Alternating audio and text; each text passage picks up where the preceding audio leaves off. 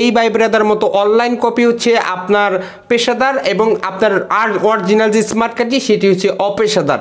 এটা নিয়ে কিন্তু ভোগান্তির কোনো শেষ নাই। 2025 সালে এসে এরকম সমস্যা আপনিও পড়তে পারেন।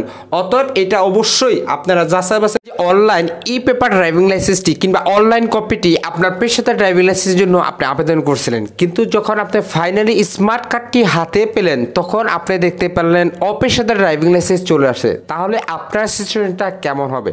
দেখুন, এই ধরনের সমস্যা কিন্তু আজকে নতুন না, অনেক ভাই বোনেরা কিন্তু এই ধরনের সমস্যা ফেস করতেছেন। দেখুন, আমাদের স্ক্রিনে কিন্তু দেখতে পারতেছেন আমাদের এই পরিবারের এক ভাই ব্রাদার, তিনি কিন্তু সেম এই ধরনের সমস্যা ফেস করতেছে। মানে তিনি সব কিছু কমপ্লিট করে ফেলছেন এবং ই পেপার ড্রাইভিং লাইসেন্স দিয়ে প্রায় 6 থেকে 7 মাসের মতো গাড়ি চালিয়েছে। যখন তিনি ফাইনালি স্মার্ট কার্ডটি হাতে পেল তখন অপেশাদার ড্রাইভিং লাইসেন্স, তো এই যে অপেশাদার ড্রাইভিং লাইসেন্সটি তার স্মার্ট কার্ডটি চলে আসলো, এটি কেন আসে, কি কারণে আসে এবং এইটি যদি এসে পড়ে তাহলে এখন আপনার করণীয় কি? আবেদন করবেন, মানে বায়োমেট্রিক দিবেন, সব কিছু কমপ্লিট করবেন।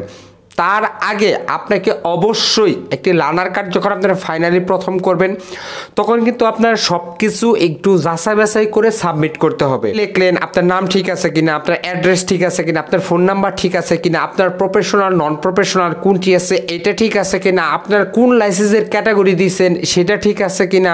তো এই ধরনের কিন্তু যাচাই বাছাই করার দায়িত্ব আপনাকে। এখন এটার সমস্যাটা কোথা থেকে হতে পারে? সব কিছু চলে আসছে, মানে সব কিছু কমপ্লিট করেছে, কিন্তু এই লাইসেন্সটি যখন প্রিন্ট হয়েছে, কারণ আমরা কিন্তু সবাই জানি যে আমাদের ড্রাইভিং লাইসেন্সটি প্রিন্ট করতেছে Bangladesh machine tools factory BMTF, Madras security প্রিন্টার্সের আন্ডারে ড্রাইভিং লাইসেন্সটি আবেদন করতেছি, কিন্তু এটি প্রিন্ট করতেছে আরেকজনে। এখন এটি কিন্তু প্রিন্টে এই ধরনের সমস্যা হতে পারে, এটা কিন্তু অস্বাভাবিক কিছু না, স্বাভাবিক হতে পারে।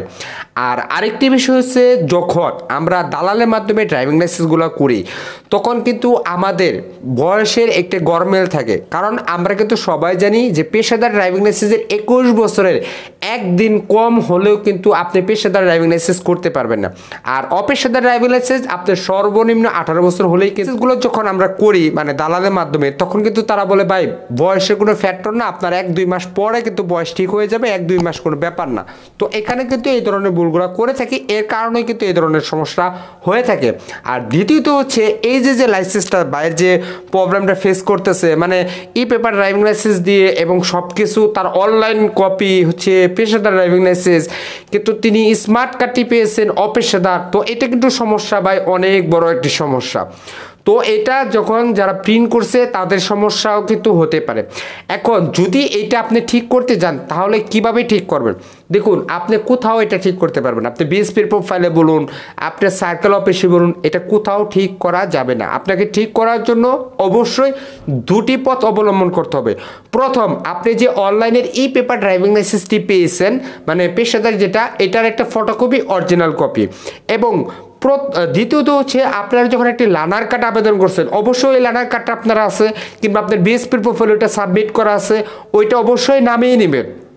প্রথম আপনি এই লাইসেন্সটা যখন আবেদন করছেন এইটা আপনারা নামিয়ে নেবেন। তারপর তৃতীয়ত হচ্ছে আপনারা যে অনলাইনে যে আপনার এই যে পেশাদার ড্রাইভিং লাইসেন্সটি দেখাচ্ছে, মানে যেহেতু আপনি এই পেপারটি পেয়েছেন কিন্তু অনলাইনে যখন আপনাদের বিএসপির প্রোফাইলে এই ই পেপার ড্রাইভিং লাইসেন্সটি মানে অস্থায়ী ড্রাইভিং লাইসেন্সটি পেয়েছে, এটা একটা স্ক্রিনশট অবশ্যই প্রিন্ট করে নেবেন।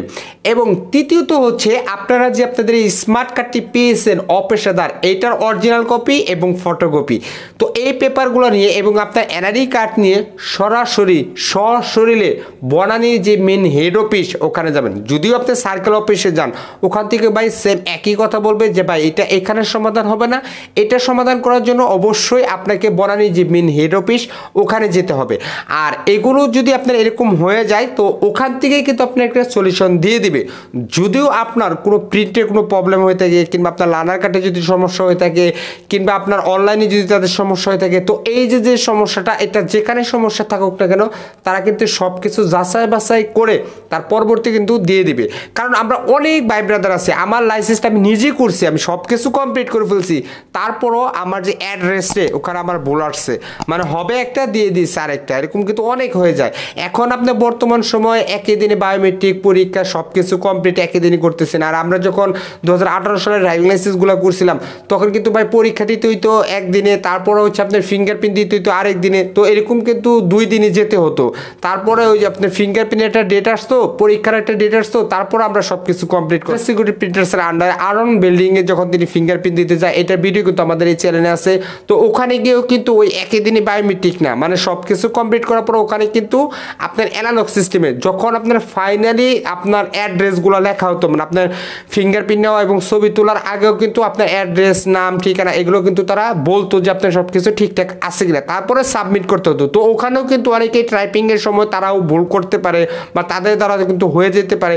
তো আসলে এটা যদি হয়ে যায় তাহলে ভাই কোনো কিছু করার নাই, কোনো দালাল ধরেন যার মাধ্যমে ধরেন কোনো কিছু করার নাই। আমার স্ক্রিনে কিন্তু দেখতে পারতেছেন ভাই, এই ভাই ব্রাদারের মতো হ্যাসাল আপনাকে পোহাতে হবে। তো অতএব আপনাকে এই যে পেপারগুলো বললাম এগুলো অরিজিনাল এবং ফটোকপি নিয়ে সরাসরি আপনারা বনানীর যে হেড অফিস আছে ওখানে গিয়ে আপনারা আবেদন করবেন। এখন আবেদনটা কিভাবে করবেন, আপনার আবেদন একটা ফর্ম লিখবেন, মানে কম্পিউটার টাইপিং করে আপনার একটা বিআরটির বনানীর মেন বিআরটির অফিস। আমার বিষয় হচ্ছে যে আমি ড্রাইভিং লাইসেন্স আবেদন করছিলাম পেশাদার, কিন্তু আমার অনলাইন কপি পেশাদার ছিল, কিন্তু আমি স্মার্ট কার্ডটি অপেশাদার পেয়েছি। তো এই ধরনের একটি লেখে এবং আপনার সমস্যাটা লেখে এবং কবে লাইসেন্স ইস্যু করছেন, কবে তারিখ দিয়েছেন এবং আপনার লার্নার কার্ড কবে করছেন, অনলাইন কপি, এগুলো ডিটেলস লেখে নিবেদন এই যে আমার এই সমস্যাটি অতি দ্রুত সমাধান করে দিবেন।